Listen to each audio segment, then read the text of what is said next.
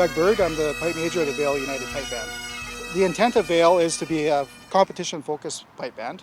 Our goal is to work with community bands around us, and a lot of our members also play with the community bands. Vale is focused on competitions and competition music, and of course with COVID that's a bit of a challenge here, but not with no competitions, but we're finding different ways to keep at it with that. But yeah, the goal is to learn some good fun music and work really hard on what we're working on and prepare for the competitions. There are a lot of manual adjustments to control the sound of the great Highland bagpipes. Then add the environmental factors like heat and humidity. Then, when a group of pipers play together, the goal is to sound as one. The bagpipes are a reed instrument, and so moisture affects reeds in different ways. So if you get more moisture, they tend to flatten out. If it gets hotter out with the sun like this, then of course the pitches may come up for where you were, and not every instrument's going to be the same, because now you have one fella blows a little wetter, as we say, than another, and that's going to affect his reeds. He's not going to get as sharp, or he's going to stay flatter, and the other guy's going to get sharper because he's drier. And so there's all these factors that weigh into this, the great Highland bagpipe, and it can be miserable to play sometimes and get exactly right. You know, but basically it's hard enough to tune one bagpipe. Your chanter has to be in tune, the part you play on. Of course, every note on the chanter has to be in tune, right? And then all the three drones have to be in tune together with your chanter. So, and then you have to do that for however many pipers you have. If you have 15 pipers, I think in Penticton we competed with 13 or something like that. So the work leading up to that is weeks of preparation, setting reeds, tuning, spending hours tuning. By the time you get to it on the day, hopefully it's just a half-hour tune-up, something like that. I think we tuned a little more than that in Penticton, but yeah, it's a lot of work. At practices we spend a lot of time. Even today I spent a fair bit of time tuning, although with COVID it's a bit different. I can't touch anything, but yeah, usually we spend probably half of our practice time on pipes tuning.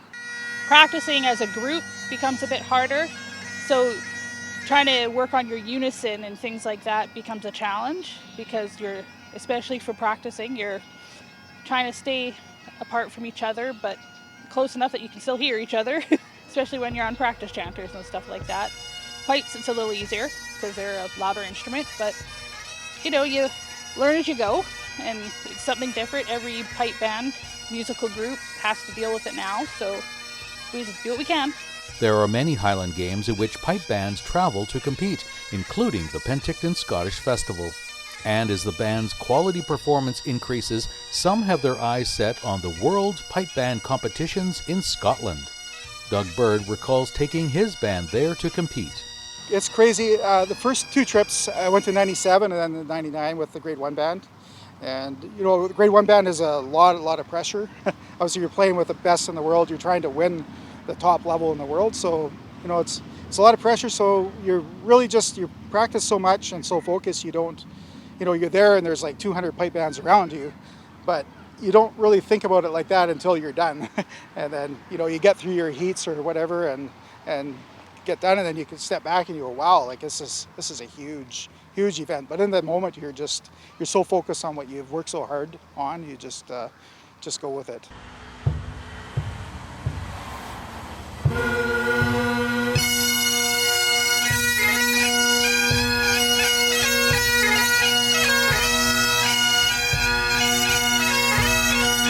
I just enjoy the music. The music is so primal, so stirs the soul. I mean, it's one of those things, and I think that's what probably finally bit me, is over maybe I played bass guitar as a kid, loved that sort of bass end of things and being the sort of thing that holds everything together. But with the bagpipes, you're in control of everything.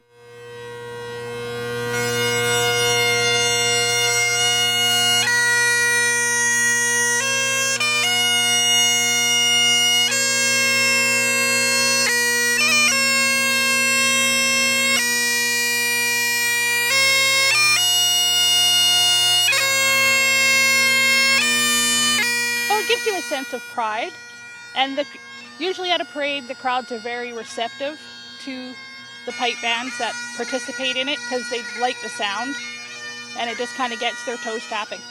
the dance music part of it, the strathspeys where that's dancing and reels are dancing and then jigs.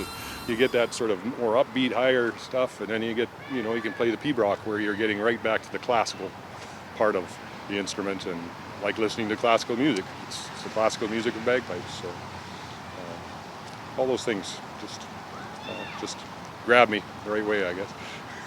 Both my parents are Scottish, so it was just something they thought to put us in.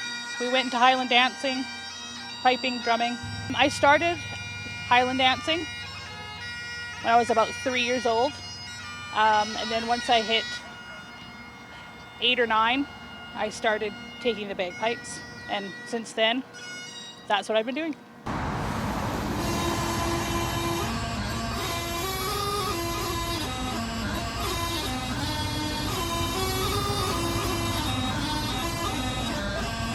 Yeah, it's pretty exciting to have so much interest in the piping here. Penticton has a long history of, I think, Scottish culture here, and the Highland Games, I remember back in the 90s, and I'm sure it was long before that, and too, people coming up to the Highland Games, and it's always an awesome venue and lots of fun to come here, and of course now I live here, but it's great. I'm really happy the Scottish Festival is back, and it was awesome to play last year at it, and seeing a few more bands is good, and there's quite a few more bands I think in 2019 than before, and hopefully it can just continue to grow and get more exposure, and it'd be nice to see more bands come from the Lower Mainland.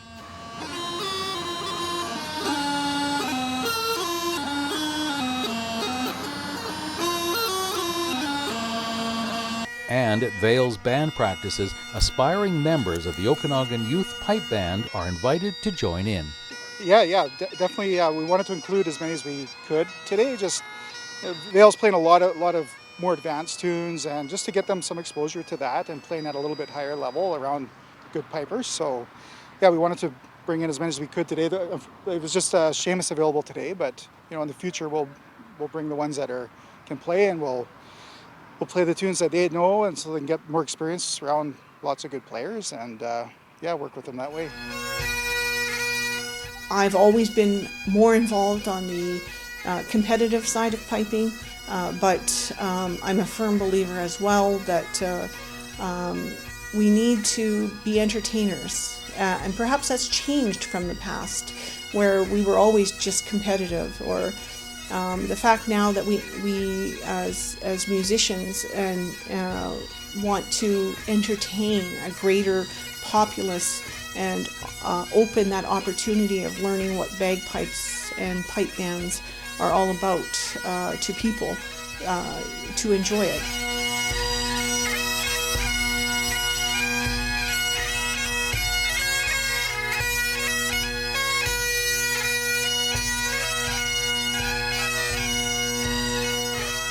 The youth today have a greater opportunity to use their bagpipes and to learn how to be musicians in those areas of music, as well as the pipe bands and the solo competitions that I grew up under.